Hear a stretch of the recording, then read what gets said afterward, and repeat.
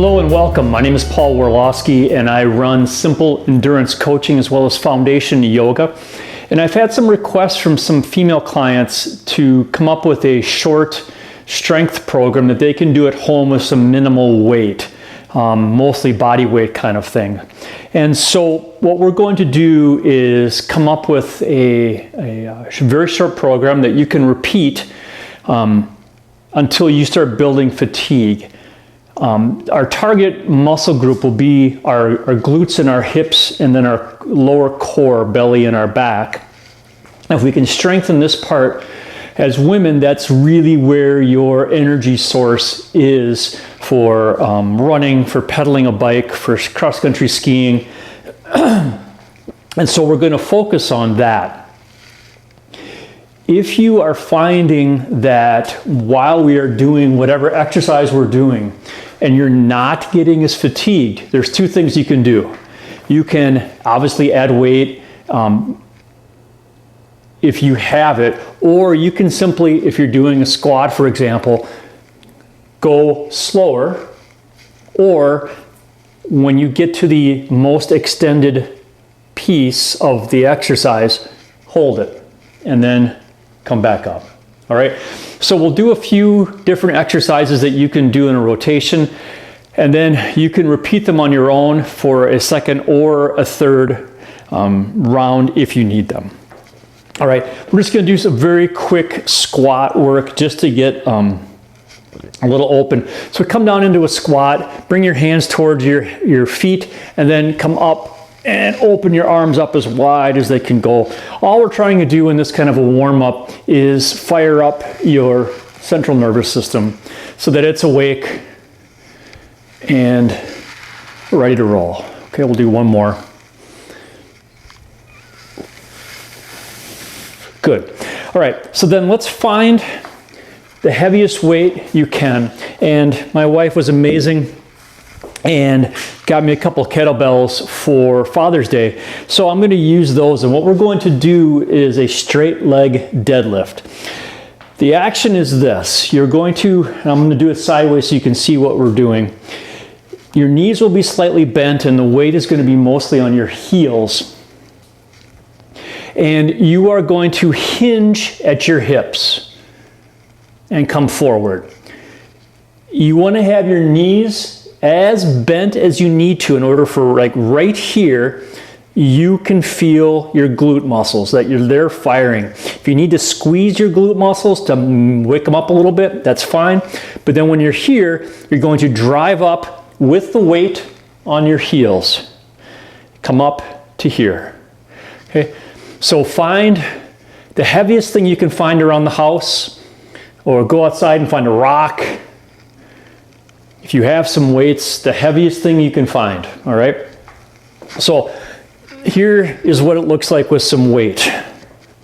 All right, so my knees are slightly bent.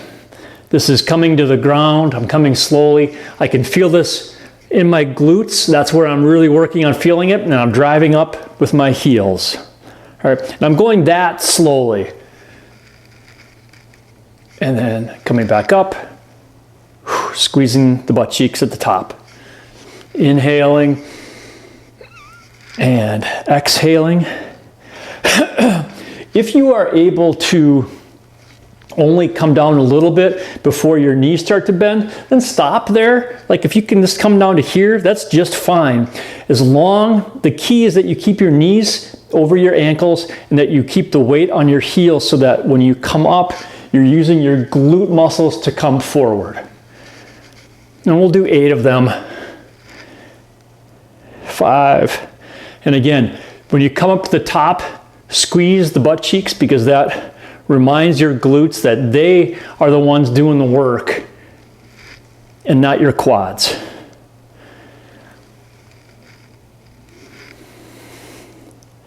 And since I lost count, we'll do one more. And back. All right, now since we've gotten that warmed up a little bit, we're going to do a single leg version of that, all right? And that's what we're going to do for the majority of the hip work that we do. The single leg version is again, taking a lighter weight this time, and you can do it in both hands.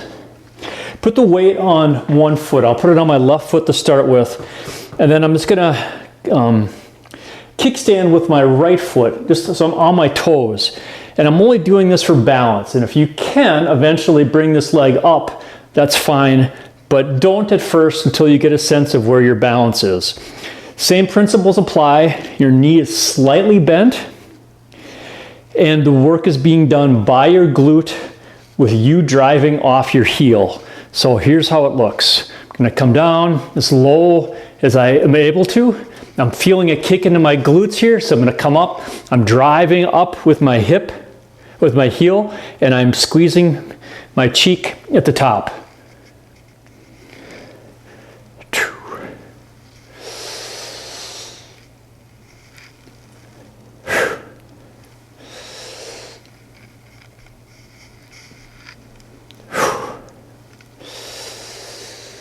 And exhale, 5, 6, whoa, 7, and we'll do one more, and 8, and then we'll go to the other side. Weight on my right foot now, left is kickstand. You may find the balance being different on either side. The key, again, is driving up here with your heel, because that is what forces your glute to fire rather than your quad. Most of us who do some endurance sports are more quad strong, and we allow the strongest muscle we have, our glutes, to take a back seat, no pun intended. And we want our glutes to be the ones doing the work. And then one more. Good. All right. This next one is going to be really a challenge. And so I have a yoga block, but you can take anything that's going to help you. And there's going to be 3 moves that happen. One, and it's all yoga.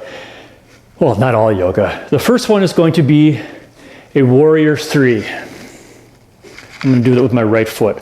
So you'll see what's going to happen next. Make sure I'm all on the camera here. Going to move this out of the way. So a warrior 3 starts with putting the weight on your right foot, bending at your waist, so again your glute is fired, and raising up your arm. Za. Okay, and then raising your foot. Find that spot on the floor. Keep your knee bent.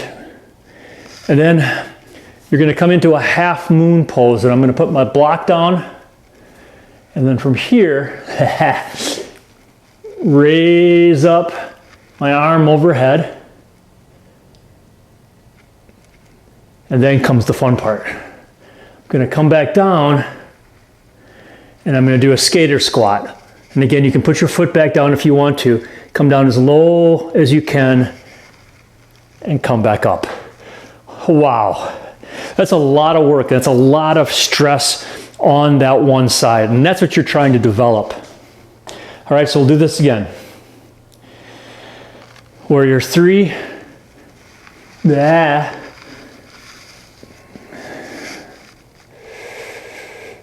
Hold it for a few moments. Rotate into a half moon. And if you're able to look up at your hand, I can't quite do that yet. And then come down into a skater squat. Come as low as you can. You can put that back foot down like I did. And then you can rotate side to side. I did 2 on my right side, but you can go right to left, right to left. Okay, so let's go on the other side.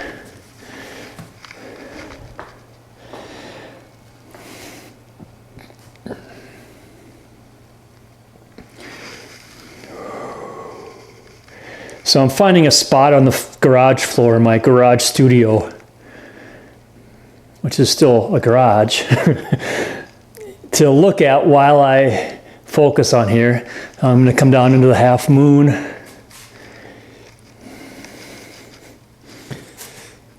And if you don't need the block and you can get your hand on the ground,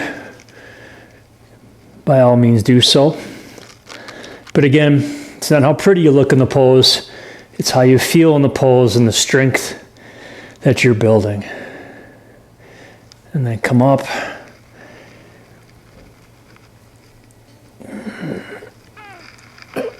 And up. Whew. Okay. Do as many as you can on both sides. All right. Then let's get your mat out. And we're going to do a couple mobility things. All right, so the first is a twist and a sit. So we'll start, I'm going to give you some options on how you do this. Come into a tabletop position, and then we'll come into what's called a beast position. So curl your toes back underneath you and bring your hands back a little bit farther so you're almost crouching down. But from here, bring your knees up into the air.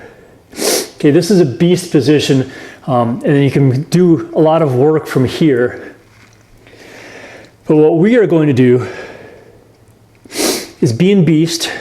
We're going to rotate our knees out, get the weight on our right foot, kick our left foot underneath, sit down and bring our arm up into the air. And then rotate back into beast. Now with our left foot, kick our right foot out and sit.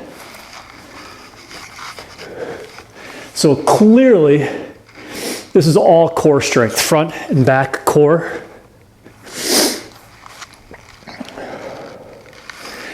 And if you want to make this a little bit harder on yourself, don't actually sit.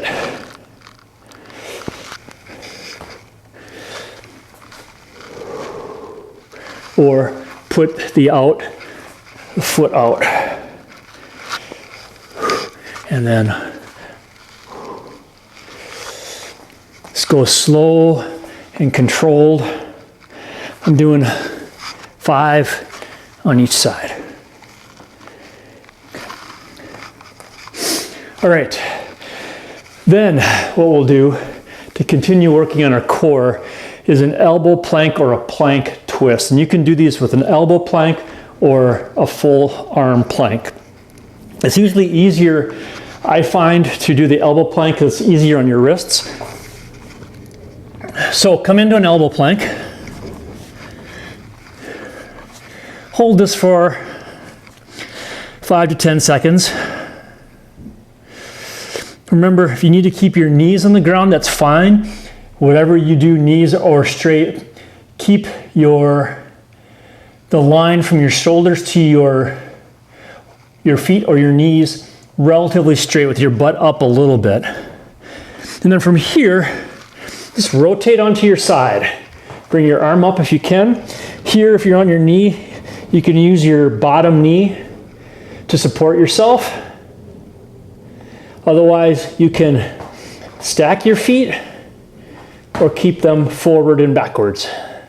Again, hold this for 10 seconds. And then bring it down. Hold your elbow plank for another 10 seconds. Rotate up. That was a pretty short 10 seconds, wasn't it? 6, 7, 8, 9, 10. And then come back. We'll do that one more time on each side.